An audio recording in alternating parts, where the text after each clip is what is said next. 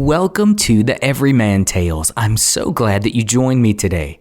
I am Everyman, and I'm going to be your storyteller. And these stories are intended for bedtime, road trips, adventures, family time, and every time in between. They're intended for any age and every mind. Get ready to engage your imagination. Get ready for the Everyman Tales. 42 years. They had been married for 42 years. They couldn't believe it. And almost every year on their anniversary, they would hold hands, pull up into the parking lot, stroll down to the beach, and start their walk to the bottom of the Cape. On occasion, they would hike to the top or stay down at the bottom and play in the sand. They weren't sure yet what they were going to do today, but Rick and Carol knew that they were going to celebrate their anniversary the same way they always had. A hand-in-hand stroll on the beautiful beach below the Cape. It was a gorgeous day. The sun was positioned perfectly in the sky. The fog, well, it was non-existent so far, but they knew that as the sun set, it would roll in just like it always had. They did experience just a little bit of melancholy joy as they thought back over the years, spoke of the history that they had together in their marriage. It had not always been smooth sailing the way it would have been today on the ocean. Just like any marriage, it had taken hard work, a commitment to each other, and a love that spanned generations. But here they were, 42 years. They'd look into each other's eyes and smile. They'd squeeze each other's hands so often, but they would also be playful. As playful as you can be, that is, in an ocean that would turn your feet numb within seconds. They could always recognize the tourists when they would come. They'd be out there in their swimsuits and ready to get into the ocean until they felt the water. You could tell the locals because they were the ones in the long jeans and the sweatshirts, even on a beautiful summer day like today. Yep, Rick and Carol had a lot to be thankful for. They walked towards the bottom of the Cape, and as they looked up the side of the mountain, they both seemed to catch at the same time something out of the corner of their eye. There was a tree. It stood out from the others. They had been walking that beach for years, even decades, and the two of them stopped in their tracks. They looked up the side of the hill and they saw a tree. It was unique. The color of the limbs stood out from the trees around it. It stood a little taller and it was perfectly symmetrical. They didn't say anything to each other. They just looked at each other with a cocked eyebrow and shrugged their shoulders and started walking toward the bottom of the Cape. They spoke of their children, their grandchildren, the travels they had been on. Like every anniversary before, they had gone out to their favorite restaurant and enjoyed each other's company. And as they walked on the beach, they kept glancing up the hill at the tree. They both had the same thought, of course. Maybe today we should hike up the trail and find that tree. It was a steep climb. They had done it before, and they knew that if they engaged on it, the only way to get back to their car would be to turn around and hike right back down. But the going down part wasn't the hard part. It was the going up part. On their 15th anniversary, they challenged each other to see who could make it to the top first. They started at the same time, and Carol proved Rick a staunch challenge. She beat him by a good 2.5 minutes. But they weren't going to be engaging in any such challenge today. They started strolling nice and easy toward the base of the Cape. The beginning of it was probably the most treacherous part. Over the years, the erosion and multiple hikers had carved into the trail a little bit of a steep climb, one that was assisted by a rope bridge now, and they would have no problem climbing up that. As they got to the base of the Cape, climbed up the rope bridge, and started making their way up the mountainside, both of them seemed to sense something different. There was an electricity in the air and a thickness to the breeze.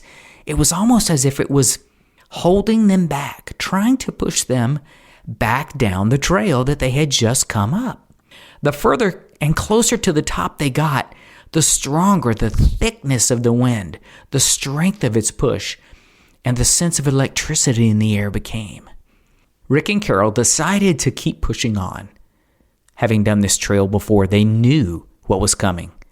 The rock bluff A couple of 100 yards up the hill that overlooked the ocean had carved out a cave underneath, and they were able to walk to the very edge and look down into the ocean as it churned below them. It's beautiful. They both stood there for several minutes, but they couldn't shake the feeling of electricity in the air. They started making their way back up the trail. Sometimes they would see an occasional hiker, but not today. Even on such a beautiful day as this, they were blessed with an opportunity to keep holding each other's hands, walking up the trail, and spend their anniversary, just the two of them. They had made it about halfway up the trail when they heard something up ahead of them. They weren't quite sure what it was at first, but they were on the edge of a wilderness area, and they knew to be very careful for predators. They stopped and decided probably standing still and quiet was not in their best interest. So they began to talk very loudly and make some noise, shake the bushes, and make sure that whatever it was that they had heard knew that they were there. And then it happened. All at once, and without any warning, there was a rumbling in the ground. They turned around and looked, and to their shock and dismay, that very ledge they had just been standing on, overlooking the ocean, began to crumble and slide into the sea. They lived in an area where this was fairly commonplace, but they had never seen it happen in person before. It was magnificent and powerful and a little bit scary. They did move a little further up the trail because who knew how far the slide was going to go, but it was very small, very centrally located, and they both realized at the same time that the trail back to their car was now eliminated. There was only a cliff where the trail once was, a cliff that had slid all the way down into the sea and into the ocean. They had one option only. They had to complete the hike to the top of the trail. There may be someone up there that could help them get back to their car. But for now, their exit, should they become overwhelmed or exhausted, was eliminated. The excitement and electricity that they had felt at the base of the trail, now they weren't sure if it was excitement or panic at realizing that the trail had slid into the ocean. They kept moving their way up the trail, and they didn't catch sight of the tree again until they were almost to the top. And then they still had to hike to the bluff where they knew the bench was. There was a rest waiting for them there. Curve around to the side toward the parking lot and walk through the hedge of about 100 yards until they got there. They made it to the bench with huffs and puffs and sat for several minutes overlooking the ocean. Oh, it was a beautiful day. The wind, while thick with the tension that they had felt on the whole hike, was very refreshing. The electricity of something different charged both of them. They'd been on this hike dozens of times before and had never felt anything like this. They started hiking toward the parking lot, squeezing through the hedge that was just wide enough for one of them. Walking in single file line, they came upon it at exactly the same time. It's something they had never seen in all their hikes before. The hedge was pulled apart, like a funnel pointing them into the woods. They didn't know what it was. But they did see what was just on the other side of the hedge that they had seen from the bottom of the cape. It was the tree, a little bit different color than all the trees around it, and with the most unique symmetry of any tree they'd ever seen on the coast. They thought about exploring, about going to the tree. They could see from where they were the unique way that the tree limbs attached to the trunk. Smooth, like they'd been climbed hundreds of times before. They didn't know what to do, but they did know that the thickness of the wind was blowing them away from the tree now. It is as if it had changed direction, from blowing them away from the top of the cape at the bottom of the hill to blowing them away from the tree now. They didn't know what to make of that, but they did know that they were exhausted. They did know that there was no going back down the trail now, and they knew that they had the rest of their anniversary to celebrate.